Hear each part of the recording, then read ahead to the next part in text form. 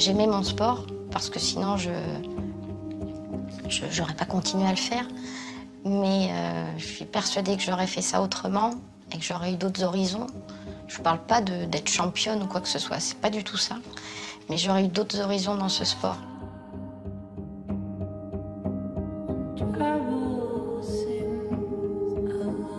L'emprise sexuelle d'un entraîneur, Caroline, alors jeune patineuse de la région parisienne, l'a vécue dès l'âge de 13 ans.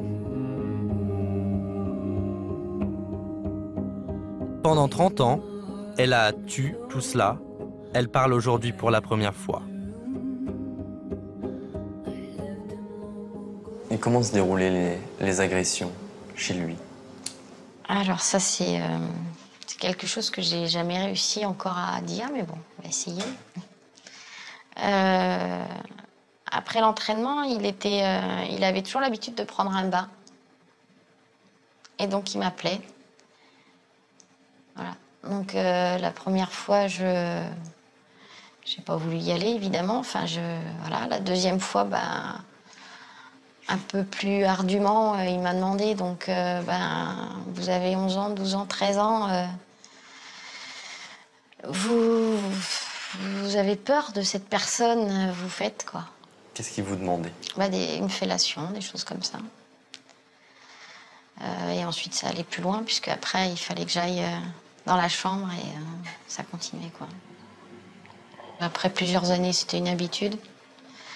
Et que pour lui, c'est comme s'il m'aimait, quoi. Bon, je pense pas qu'à 13 ans, même à 15, mais je pense pas qu'à 13 ans, on tombe amoureux d'une enfant de 13 ans alors qu'on en a plus de 23, 25. C'est pas possible. Son coach est un des meilleurs formateurs de la région parisienne, à qui aucun patineur, aucun parent ne peut dire non. On lui passe les brimades, ses colères, son autorité excessive. Pire, c'est même pour ça que les parents lui confient leur enfant. Ses résultats parlent pour lui.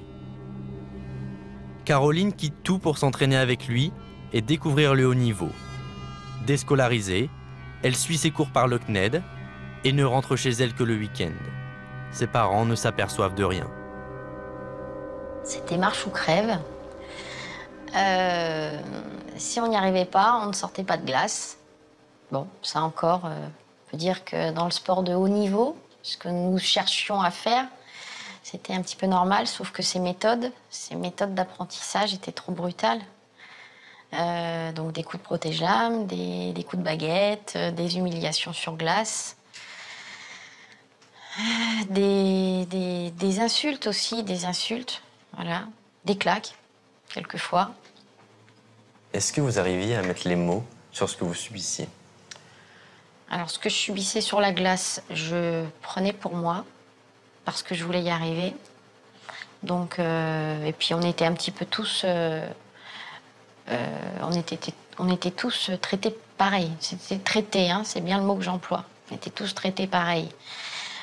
Par contre, à l'extérieur, je me disais que forcément, mes parents allaient voir quelque chose, forcément, ils allaient me sortir de là. Et tous les week-ends, je me disais... j'ai jamais réussi, quoi, à dire vraiment à mes parents ce qui se passait. Voilà. Et puis en plus, il faisait énormément d'efforts. Voilà, au lieu de changer la voiture, comme beaucoup de parents de sportifs, ils achetaient le matériel qu'il fallait, les stages coûtaient cher, enfin. Donc on était un petit peu redevables. Je me sentais redevable par rapport à eux, par rapport aux efforts qu'ils faisaient pour m'amener en compétition, enfin. Donc là aussi, beaucoup d'ambiguïté dans l'envie de réussir et ce que je vivais à côté, quoi. Statistiquement, la plupart des violeurs sont des hommes qui n'ont pas confiance en eux et qui ne savent pas courtiser et qui pensent que pour avoir une relation sexuelle, il faut l'imposer, sinon jamais une femme pourra accepter un homme comme moi. Dans le cas de l'entraîneur, c'est souvent un homme qui a très confiance en lui et qui impose son désir, et même qui impose sa loi.